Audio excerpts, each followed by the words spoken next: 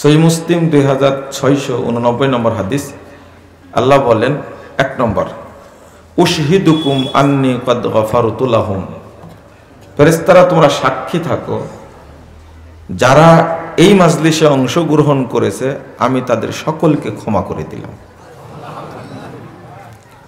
2 নম্বর বলেন ওয়াবাদদালতু সাইয়্যাতিহিম হাসানাত, আর তাদের যত পাপ ছিল আমি আল্লাহ তাদের সমস্ত পাপকে নেকি দ্বারা পরিবর্তন করে দিলাম।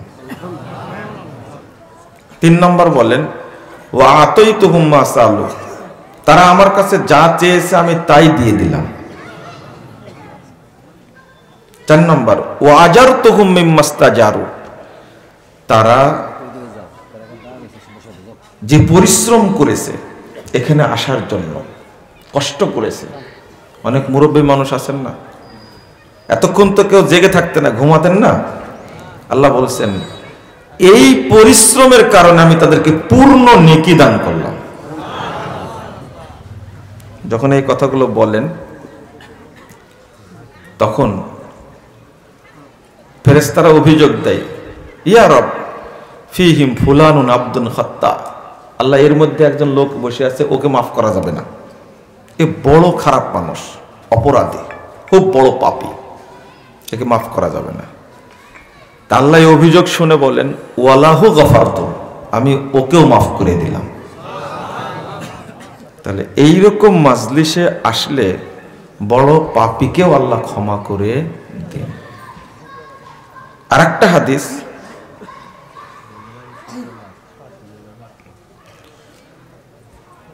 এরপরে বলছেন আল্লাহ হুমুল জুলাসা, আরে ফেরেশতারা শোনো, তারা এমন কিছু মানুষ এখানে বসে আছে তারা আমার কাছে এত পছন্দনীয়, লা ইয়াশকা বিহিম জালিসুহুম, এই মাজলিসে যেই এসে বসবে ওই ব্যক্তি আমার দয়া, ক্ষমা, রহমত, বরকত থেকে বঞ্চিত হবে না। তাহলে যে জায়গা নাও থাকে আমি বলি কোন রকম ফাঁক ফোকরে এসে বসে পড়বেন, যেন এই ফজিলতটার অন্তর্ভুক্ত আপনি হন। বোঝা গেছে? আপনি এইভাবে বুঝেন কথাটা। সালাত আদায় করলে আল্লাহ রাসূল বলছেন, এটা সব রাসূলের হাদিস যে এখন বলবো, সালাত আদায় করলে আল্লাহ পাপ সমূহ ক্ষমা করে দেন।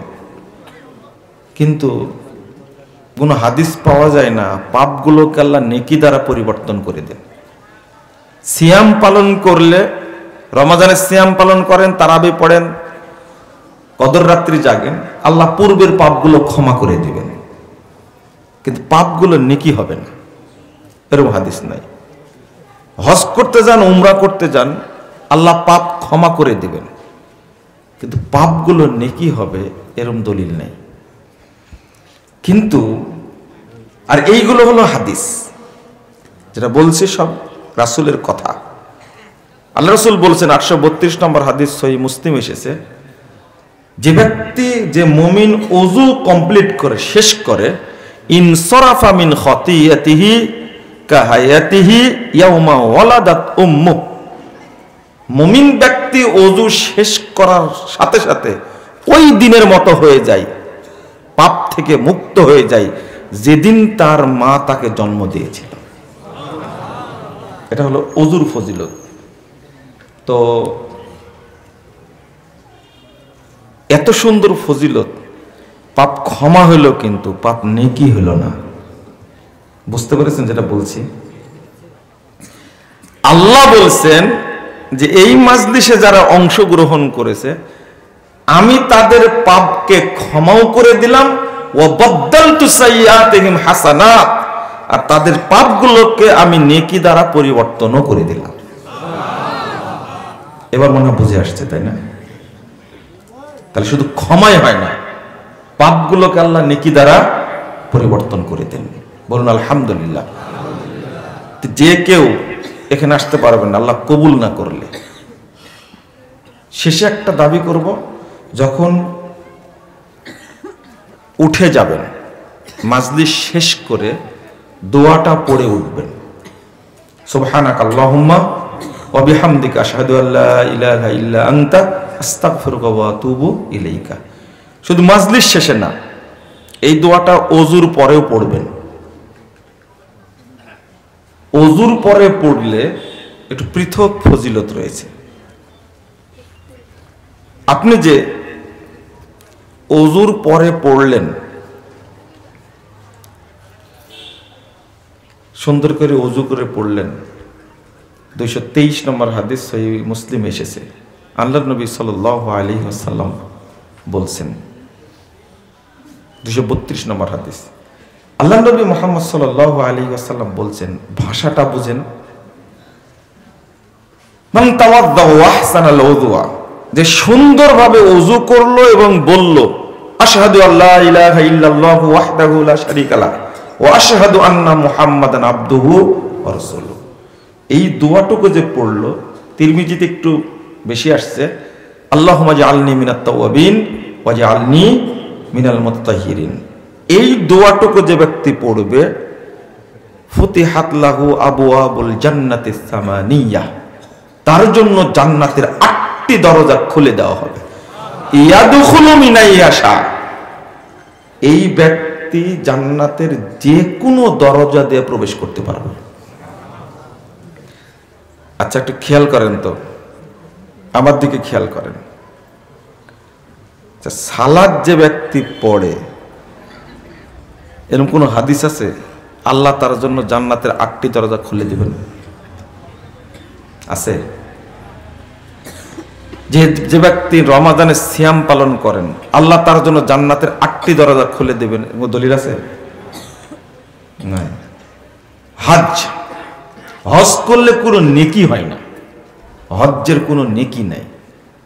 আল্লাহ রাসূল বলেছেন, লাইসা লাহু জাযা ইল্লাল জান্নাহ, হজ কবুল হলেই মানে জান্নাত পাওয়া, হজ্জের কোনো নেকি নাই।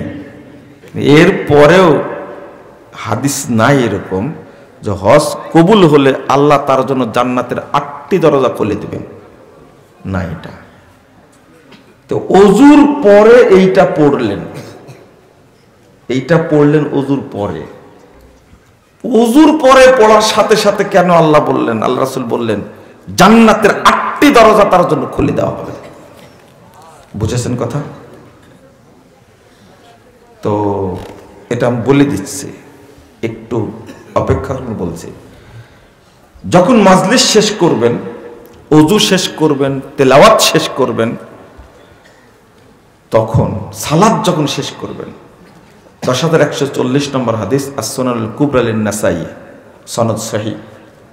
আল্লাহর নবী মুহাম্মদ সাল্লাল্লাহু আলাইহি ওয়াসাল্লাম বলছেন, মা আয়েশা একদিন জিজ্ঞেস করছেন, মা জালাসু রাসূলুল্লাহ সাল্লাল্লাহু আলাইহি ওয়াসাল্লাম মাজলিসান কাত্তুন আও তালা কুরআনান আও তাওয়াজ্জা উযুআ আও সাল্লা সালাতান ইল্লা ক্বালা সুবহানাকা আল্লাহুম্মা বিহামদিকা আশহাদু আল্লা ইলাহা ইল্লা আনতা আস্তাগফিরুকা ওয়া আতুবু ইলাইক।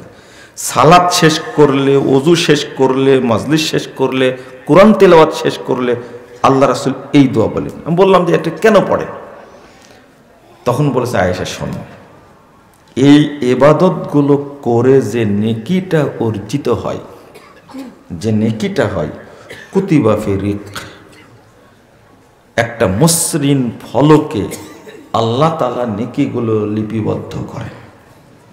কে করেন? আল্লাহই করেন।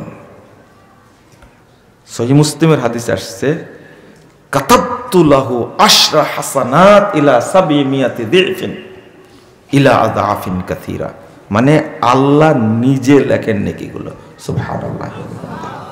অতবিয়াবি তবে, এবং এটাকে সিলগালা করেন। লাম ইউকসার ইলা ইয়াউমিল কিয়ামা, এই নেকির ফলকগুলো কিয়ামত পর্যন্ত নষ্ট করা হবে না, ওইভাবেই থাকবে। তো দোয়াটা পড়লেন, নেকিগুলো আল্লাহর কাছে জমা থাকলো। আর ওযুর পরে যদি এই দোয়াটা পড়েন, সুবহানাকা আল্লাহুম্মা ওয়া বিহামদিক, এই দোয়াটা যদি ওযুর পরে পড়েন, আল্লাহ রাসূল সাল্লাল্লাহু আলাইহি ওয়াসাল্লাম বলেছেন, খুতিবা বিখাতামিন, খাতামিন, তার ওযুর ফজিলতটা ওযু করার পরে দোয়া পড়ার কারণে যে ফজিলত পেলেন, আপনার জন্য জান্নাতের 8টি দরজা খোলা হবে, এই ফজিলতটা লিপিবদ্ধ করা হয় এবং ওইটাকে সিলগালা করা হয়। সুম্মা রুফিয়াত তাহতাল আরশ, অতঃপর এই নেকির ফলকটাকে আল্লাহর আরশের সাথে ঝুলন্ত অবস্থায় রাখা হয়। আপনি পড়েন না তো? পড়েন।